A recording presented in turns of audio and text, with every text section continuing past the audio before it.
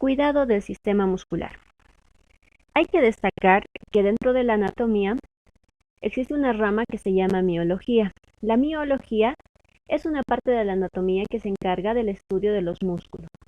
Los músculos no corresponden a un determinado tipo, sino que son diferentes tipos, los cuales vamos a ver en este tema. Entonces, la miología se encarga de estudiar a cada uno de estos músculos, dependiendo de sus características, la acción que realizan, dependiendo de su estructura, de la morfología, etc. Entonces, cuando hablamos de la miología, hablamos de los músculos, hablamos del tejido muscular. Sabemos que un tejido es la agrupación de células. En este caso, el tejido muscular llegaría a ser una agrupación de células diferenciadas. Al decir diferenciadas, estamos indicando que las células que componen este tejido muscular van a tener una estructura propia. Es decir, la característica principal sería tener una coloración roja. Asimismo, otra de las características sería que va a cumplir una función en específica. Esas funciones que cumplen principalmente los músculos llega a ser la transmisión del movimiento y también la ejecución de ciertos movimientos que realiza el organismo. Debemos considerar que existe una clasificación de los músculos dependiendo al tipo de parámetro que se establezca para dicha clasificación. Primero vamos a tomar en cuenta por la ubicación. Eso se refiere a dónde están localizados los músculos. Y según a esto se van a subclasificar en músculos superficiales, que son aquellos que se encuentran debajo de la piel, y los músculos profundos, que son aquellos que se van a ubicar en partes más internas del cuerpo. Es decir, que van a estar lo que son insertados en huesos y también en articulaciones. De acuerdo a la forma, podemos distinguir lo que son músculos largos, músculos anchos y planos, lo que son los músculos cortos, los músculos esfinterianos y los músculos orbiculares. Los músculos largos, como su nombre indica, van a presentar una mayor longitud. Asimismo, los extremos de este músculo tienden a ser más angostos, pero la parte central del músculo es más gruesa. Y por lo general estos músculos llegan a tener su inserción en huesos largos. Los músculos anchos son aquellos que van a estar ubicados en cavidades del organismo. Por lo general son gruesos.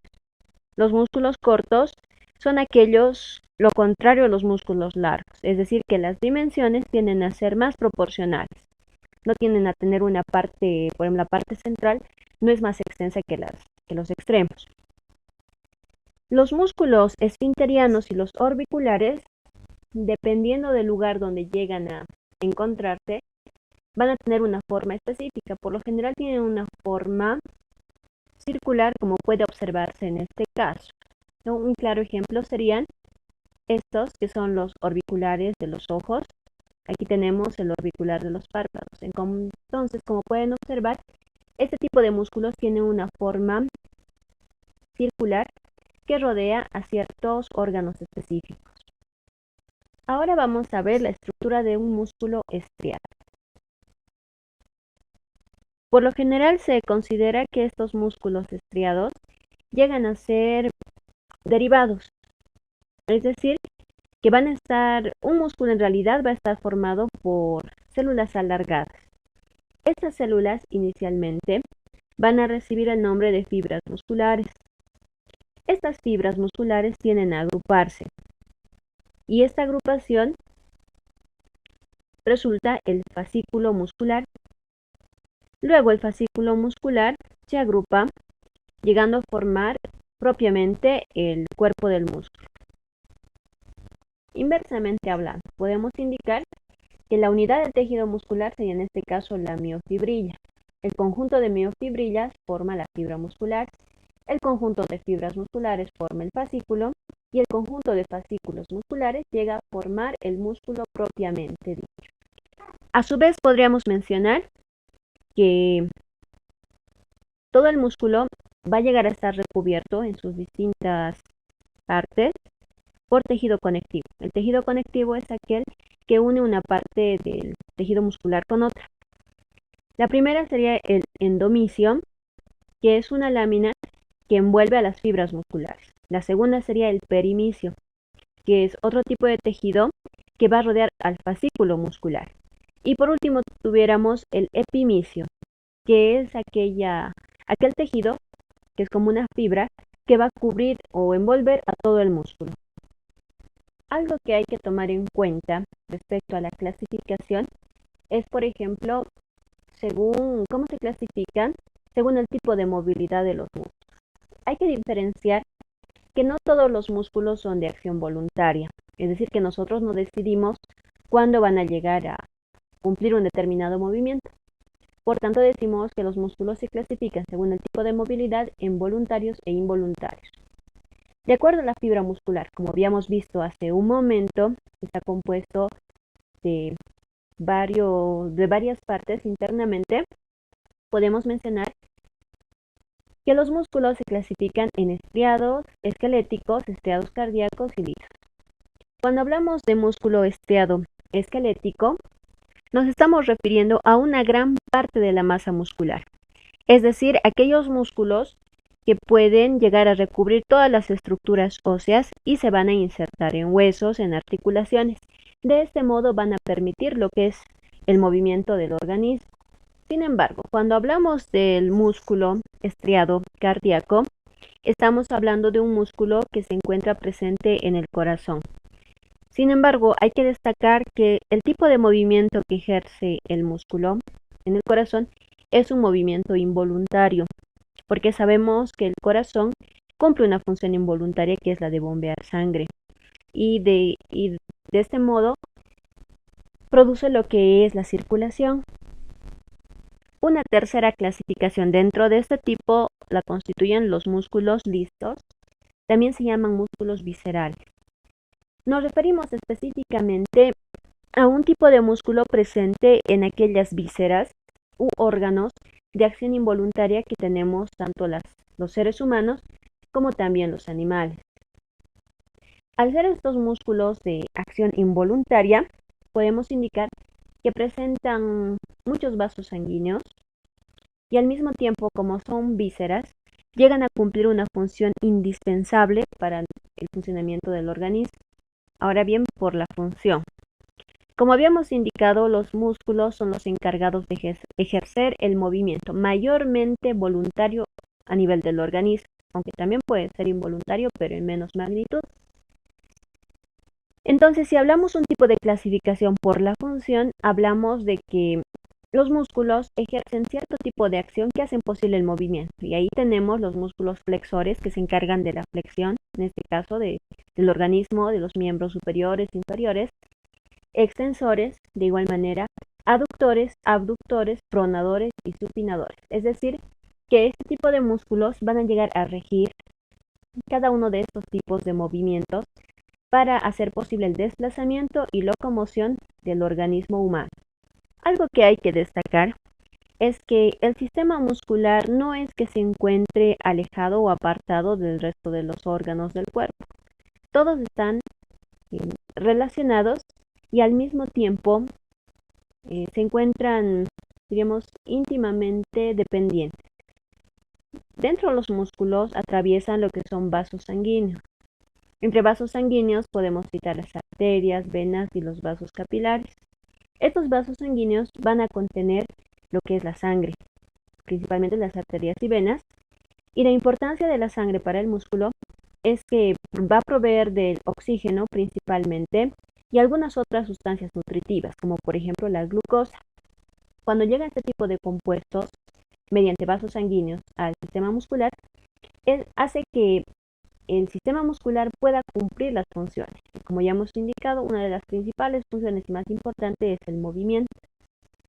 De igual manera, los músculos, como les decía, no se encuentran aislados y como habíamos indicado hace un momento, que corresponden la mayoría a músculos esqueléticos, quiere decir que van a llegar a inervarse, van a llegar a insertarse en huesos. Por lo general, los músculos no solo son atravesados y van a estar cerca de lo que son vasos sanguíneos, sino también de nervios. y conocemos muy bien que los nervios son quienes van a conducir impulsos nerviosos. Entonces, de este modo, al producirse lo que es un impulso nervioso, dependiendo del tipo de estímulo, puede provocarse una acción voluntaria o acción involuntaria. Cuando es una acción involuntaria, por ejemplo, si tenemos un estímulo físico que está causando algún tipo de presión que se percibe por algún tipo de los sentidos, lo que hace es que esa información es llevada al cerebro y el cerebro emite una respuesta. Y en la mayoría de los casos la respuesta es ejecutada por un órgano ejecutor, que en este caso serían los músculos que ejercen movimiento.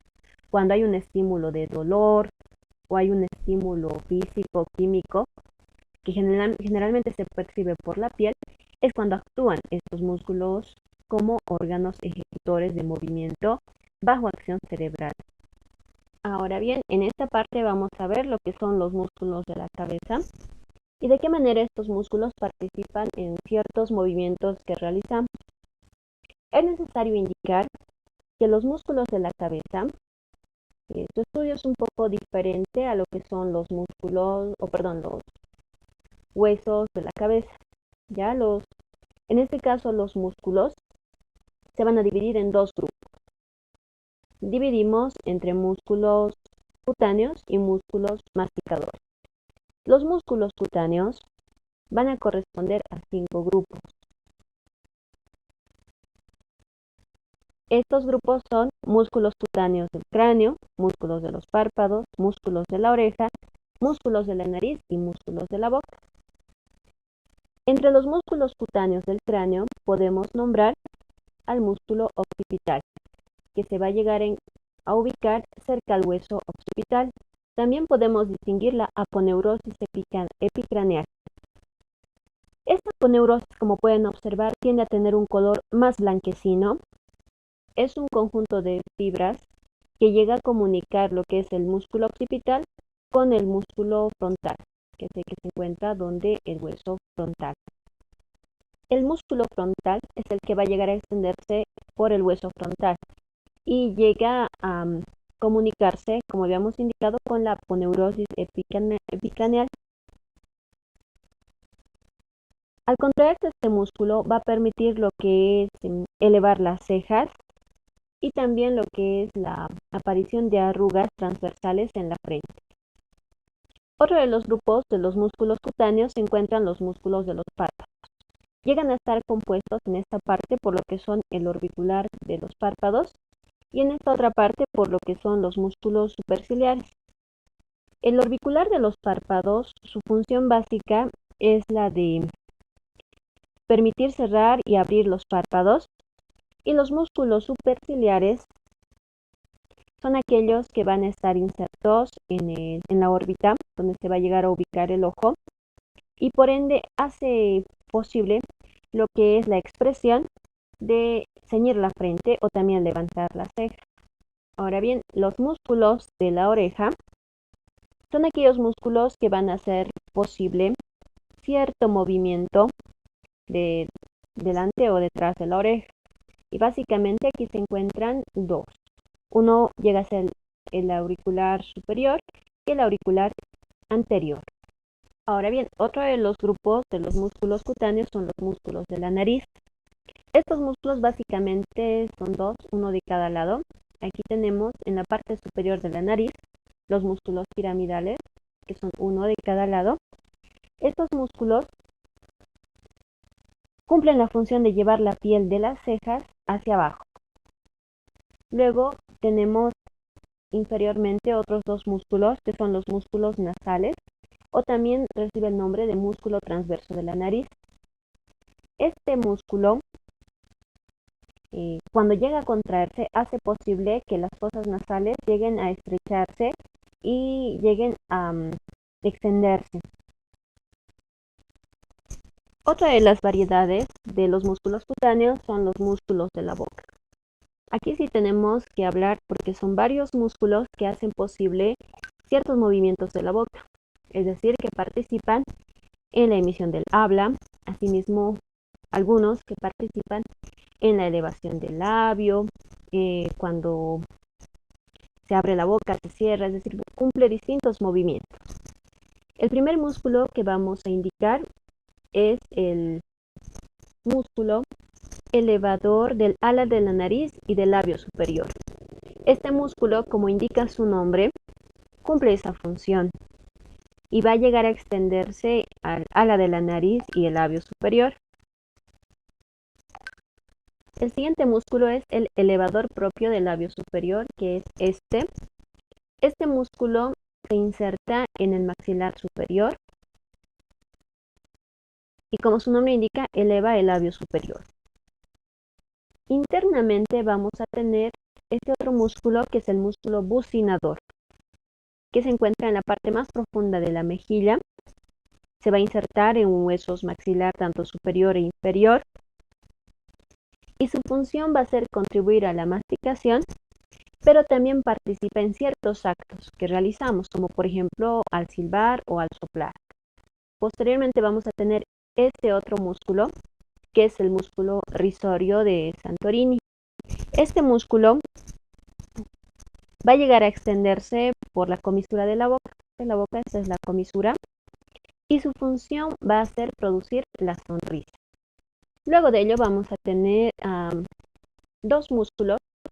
Aquí tenemos el cigomático menor y aquí tenemos el músculo cigomático mayor. Ambos músculos hacen posible que se mueva lo que es la comisura de la boca, contribuyendo a lo que hace el músculo canino, que es llevar la comisura de la boca hacia atrás, hacer un movimiento hacia atrás o a la parte posterior. Inferiormente vamos a tener otro músculo, que es el depresor del ángulo de la boca. Este músculo tiene una forma levemente triangular. La función principal de este músculo es emitir lo que es el gesto de tristeza y asco, es decir, participa en este movimiento que realiza la boca. En la parte profunda, en esta parte vamos a tener el elevador del ángulo de la boca, que también se denomina el músculo canino. Como habíamos indicado hace un momento, va a participar en lo que es el movimiento de la comisura de la boca hacia atrás. Luego, inferiormente, vamos a tener estos otros dos músculos que reciben el nombre de músculos mentonianos, que su función es elevar el mentón y también el labio inferior. El músculo más prominente de toda esta región de los músculos de la boca es este, como hemos especificado, que es un orbicular. En este caso es el orbicular de los labios. Entonces las fibras musculares están dispuestas alrededor del orificio bucal. Este músculo va a permitir que la boca pueda abrirse, cerrarse, y en combinación con los otros músculos va a permitir lo que es ejecutar ciertas acciones, por ejemplo, la succión, la masticación, el silbido, etc. Ahora bien, vamos a ver los músculos masticadores. Se considera que estos músculos corresponden a 4 pares, es decir, hay 4 de cada lado, y su acción principal es de permitir la masticación. El más prominente de esta zona tenemos al músculo temporal. Como pueden observar, es un músculo ancho y tiene una forma de un abanico. Cubre gran parte en este caso, de la cabeza. Tiene comunicación con el hueso temporal, del cual viene su nombre, y su acción principal es la de subir y bajar el maxilar inferior. Luego tenemos a este, que es el músculo macetero. Este músculo va a permitir subir y bajar la mandíbula, es decir, subir y bajar el maxilar inferior, aunque también participa en el movimiento de cierre de la boca. Internamente vamos a tener lo que es aquí dos músculos, el músculo pterigoideo interno y el músculo pterigoideo externo. El músculo pterigoideo interno es el que se va a encontrar o se va a insertar en la apófisis del hueso esfenoides. Por eso decimos que es un hueso que no se puede ver externamente. Permite un movimiento lateral de la mandíbula, es decir, participa en esta porción y va a permitir el movimiento del maxilar inferior. El pterigoideo externo también se va a llegar a insertar en el hueso esfenoides y también va a cumplir una acción de desplazamiento de la mandíbula, es decir, eh, prácticamente en el movimiento de pronación, es decir, hacia adelante, hacia atrás, hacia los lados del maxilar inferior.